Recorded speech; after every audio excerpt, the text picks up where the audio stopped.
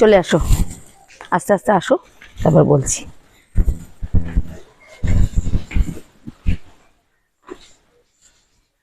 দেখো বন্ধুরা, তোমাদের জন্য চলে এসেছি আজকে। তোমরা তো যারা জানো তারা তো জানোই যে আমি নৈহাটিতে থাকি। নৈহাটি দিয়ে একটা কুমোরটুলিতে এসছি। আর আমাদের অনেক দিনের শখ যে কুমোরটুলিতে দাঁড়িয়ে এরকম সুন্দর করে তোমাদের দেখাবো কিভাবে তৈরি হচ্ছে, তোমরা নিজের চোখের সামনেও দেখতে পাবে। আর প্রচুর, আর আজকে প্রচন্ড গরম, সেই গরমেও কিন্তু তোমাদের জন্য এসছি শুটিং করতে। একটু দেখাও।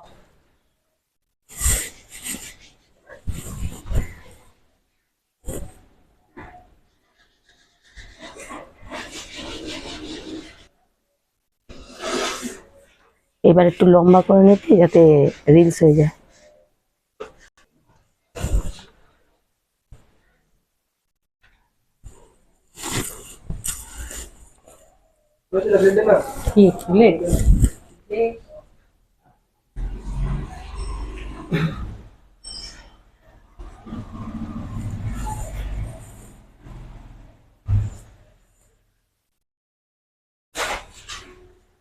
দেখো, আমরা শুধু যখন প্রতিমা দেখি তখন কিন্তু জানি না তার ভেতরের কি কাহিনী।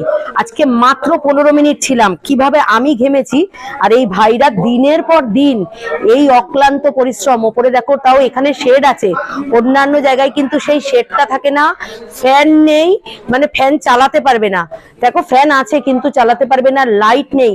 আর এখন কি অসহ্য গরম, সেই গরমে কি অক্লান্ত পরিশ্রম করছে। তার আমরা কিন্তু পরিশ্রম দেখি না, আমরা শুধু মা কতটা কি সুন্দর বা সুন্দর লাগলো নমস্কার করলাম, আমাদের শেষ। কিন্তু তার যে প্রস্তুতি, তার পেছনে যে প্রস্তুতি, সেইটা আজকে আমি 15 মিনিট এখানে না দাঁড়ালে বুঝতে পারতাম না। যে কোনো শিল্প, যে কোনো কিছুর পেছনে তৈরি করার আগে যে খাটনিটা থাকে সেটা আমরা কিন্তু ভুলে যাই। সেই খাটনিটার কথা, সেই খাটনিটা মাথায় রেখে যদি তার দাম দিতে পারি, তাহলে কিন্তু এই শিল্পীরা আজকে অনেক দূর এগোতে পারতো। আর বাংলার শিল্পীদের এই জন্যই আমরা সম্মান করি। আর এই বাংলা থেকেই কিন্তু বিদেশে মূর্তি যায়, বিদেশে কিন্তু মূর্তি তৈরি হয় না। দেখো, এই দাদার কুমোরটুলিতেই এসেছিলাম, আর এই দাদার সহযোগিতায়, মানে আমি জানি না কারো এরকম সুযোগ হয় কিনা, রংটাও মায়ের করতে পেরেছি, এটা বড় সুযোগ একটা। দাদার নামটা বলবেন? দিলীপ পাল। দিলীপ পাল। এদের এই এত মানে কঠোর পরিশ্রম আজকে যদি না দেখতাম, আমরা জানতে পারতাম না যে কুমোরটুলিতে কি।